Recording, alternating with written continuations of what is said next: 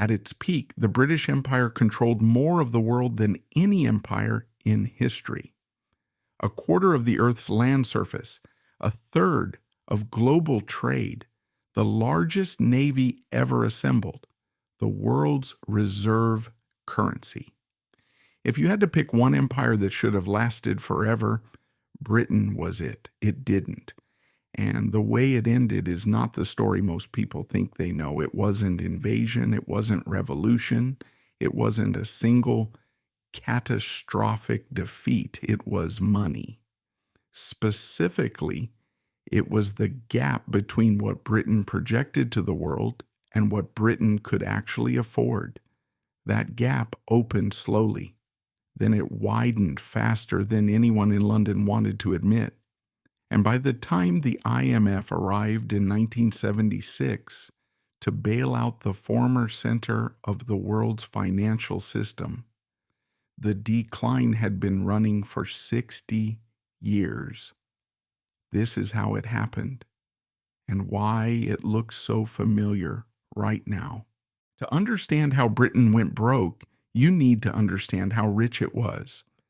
In 1870, Britain produced roughly 30% of the world's manufactured goods. Its banks financed railways in Argentina, bridges in India, ports in South Africa. The pound sterling was backed by gold entrusted everywhere. If you were a merchant in Shanghai, a trader in Cairo, or a banker in New York, you settled your accounts in sterling.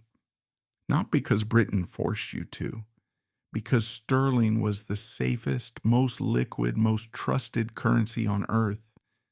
This is what reserve currency status actually means. It's not a law. It's not a treaty. It's a daily vote of confidence by every merchant, banker, and government in the world.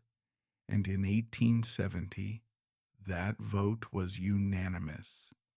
Britain had earned it. The question was whether Britain could keep earning it. The first serious crack appeared in 1899, the Boer War. Britain sent 450,000 troops to subdue a population of roughly 88,000 Boer fighters in what is now South Africa. It took 3 years. It cost £200 million. That was roughly 10% of Britain's entire national wealth at the time. To put that in modern terms, imagine the United States spending $3 trillion to defeat an opponent with no Navy, no Air Force, and a population smaller than New Jersey. The Boer War didn't break Britain, but it told anyone paying attention that the empire was more expensive to run than it appeared. The world noticed. Britain's competitors noticed most of all. Germany was industrializing rapidly. The United States had overtaken Britain as the world's largest economy in 1890. The empire was still vast. The currency was still dominant, but the underlying foundations were already shifting. Then came 1914. Britain entered the First World War as the world's largest creditor nation. It owned more foreign assets than any country in history. 4 years later, it was one of the world's largest debtors. The cost of the war was staggering. Britain borrowed £1.4 billion from the United States alone. It liquidated roughly a quarter of its overseas investments to fund the fighting. The gold reserves that backed sterling were severely depleted. And when the war ended in 1918, Britain faced a choice: rebuild the domestic economy, or restore sterling to its pre-war gold parity and defend its reserve currency status. Britain chose the currency. Winston Churchill, as Chancellor of the Exchequer in 1925, returned sterling to the gold standard at its pre-war rate. Economists at the time said this was a mistake. John Maynard Keynes said it publicly. He was right. The overvalued pound made British exports too expensive. Unemployment rose, industry contracted. The domestic economy was sacrificed to maintain the appearance of financial strength. The Second World War finished what the First had started. By 1945, Britain had spent everything. Its dollar reserves were exhausted. Its overseas assets were largely sold. Its infrastructure was bombed. Its workforce was depleted. And it owed the United States more money than it could calculate. The Lend-Lease debt alone, the American weapons and supplies that had kept Britain in the war, was finally paid off in 2006. 2006. Britain was still paying for World War II in the 21st century. At Bretton Woods in 1944, Keynes arrived with a proposal for a new international currency that no single nation would control. He called it the Bancor. The Americans said no. The dollar would be the world's reserve currency. Sterling would be the distant second. Britain had no leverage to argue. It needed American loans to survive.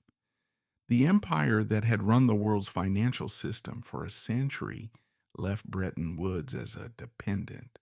What happened next is the part that should sound familiar. Britain still had sterling, still had colonies, still had the Commonwealth, still had a permanent seat on the UN Security Council. The institutions of empire remained long after the financial foundations had been removed. And so Britain did what every empire does in this position. It defended the appearance of strength rather than rebuilding the reality of it. Interest rates were kept high to protect sterling's value. Government spending was cut to maintain financial credibility. The domestic economy, the factories, the workers, the infrastructure, paid the price for a currency status the economy could no longer support. This went on for 30 years. 30 years of choosing the pound over the people. 30 years of defending a position that was costing more to hold than it was worth to keep. Until 1976, when the IMF came to London, and Britain, the country that had invented the gold standard, run the world's reserve currency for a century, and financed the Industrial Revolution, had to ask for a bailout. 2.3 billion pounds, the largest IMF loan in history at that time. The lesson of Britain is not that empires fall. Every empire falls. The lesson is how they fall.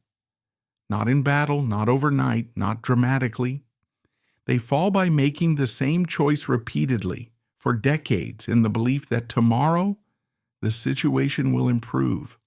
They choose the currency over the economy, the appearance of strength over the reality of reform, the status over the substance.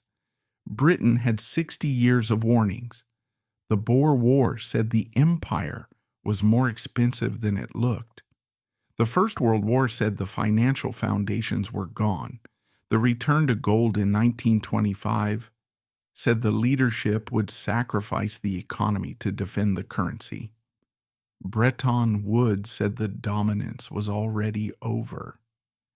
And yet for 30 more years, Britain kept making the same choice, because admitting decline is politically impossible, because the institutions built for dominance don't know how to operate in a world where the dominance is gone, because the people in charge of defending the system are the last ones to admit the system has changed.